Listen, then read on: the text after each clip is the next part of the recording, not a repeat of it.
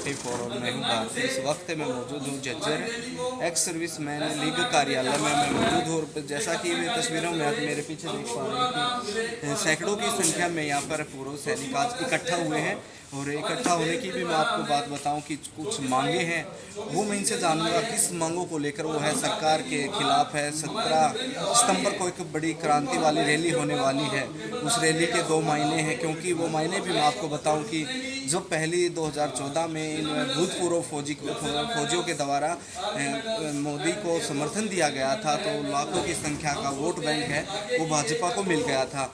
वही vote bank है आज कहीं मुखर होके दूसरी तरफ जा रहा है। ये नुकसान है वो भाजपा को होने वाला, क्योंकि लगातार है 3-4 महीने तक के जंतर मंतर पर मांगों को लेकर ये फौजी बैठे रहे।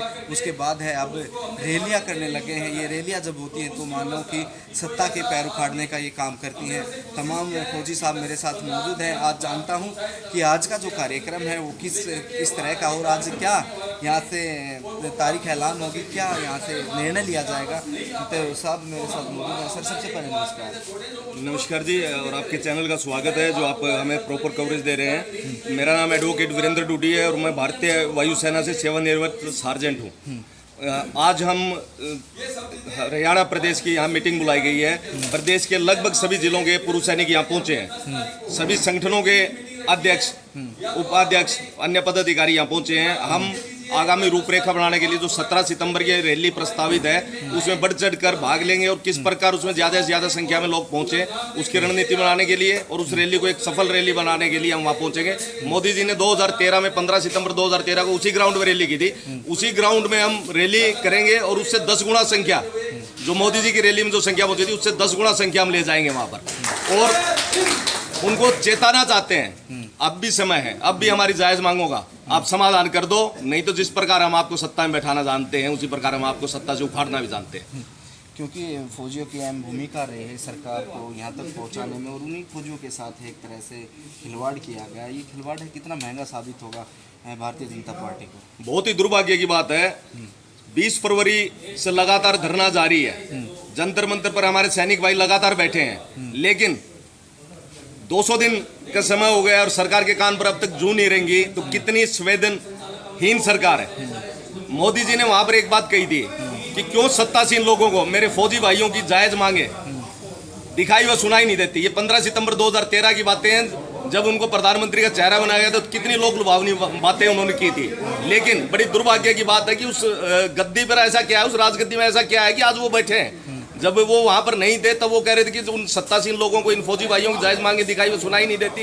लेकिन आज वो खुद वहाँ पर उस गद्दी पर सीन है, उस गद्दी पर बैठे हुए हैं, तब उनको ये जायज़ मांगे क्या है उस गद्दी में ऐसे बैठते कि उनको कोई भी जायज़ मांग दिखाई नहीं दे रही। जिस ग्राउंड से हुकार भरी गई थी कि मोदी का साथ देंगे, 1 रैंक 1 पेंशन मिलेगी, काफ़ी उनसे उम्मीदें थी, लेकिन किसी भी उम्मीद पर खरा नहीं उतर पाए।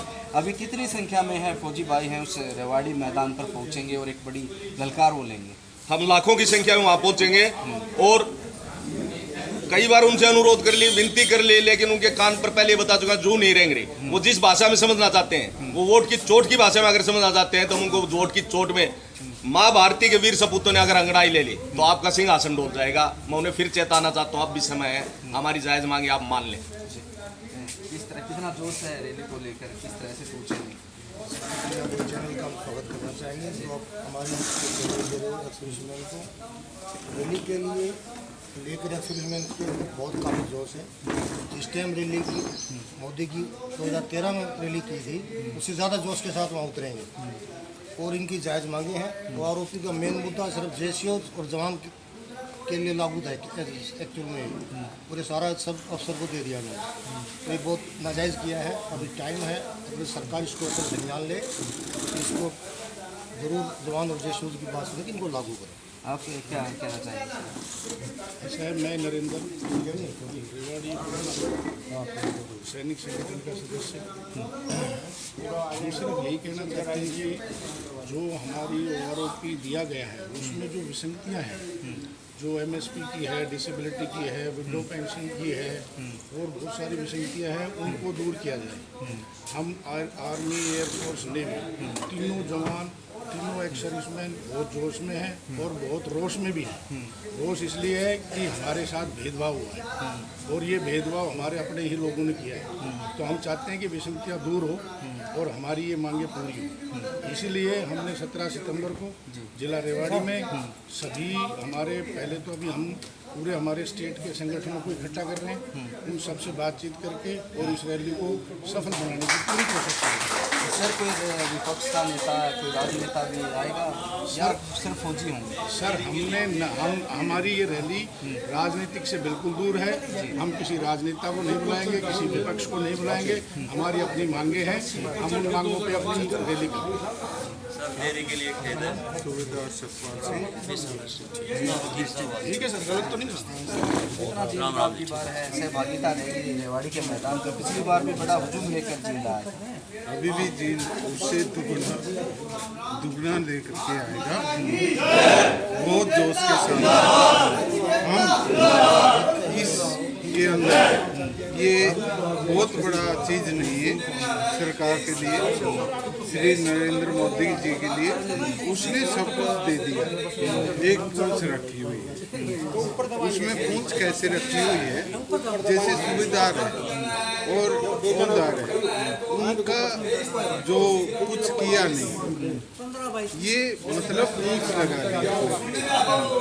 एनम लीज अगर ठीक कर देंगे तो सरकार के लिए कुछ नहीं।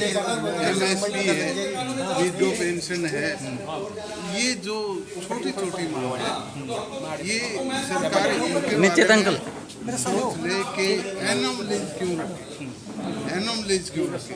दूसरा है कि ऑफिसर को इसमें क्यों इंक्लूड करके इतना पैसा उन पर वेस्ट कर दिया। उनकी पहले ही पेंशन बहुत थी और उनको बीच में मिला करके पहले तो कहा गया था कि भाई हम जिनको कम पेंशन मिलती है उनके लिए OROP करेंगे।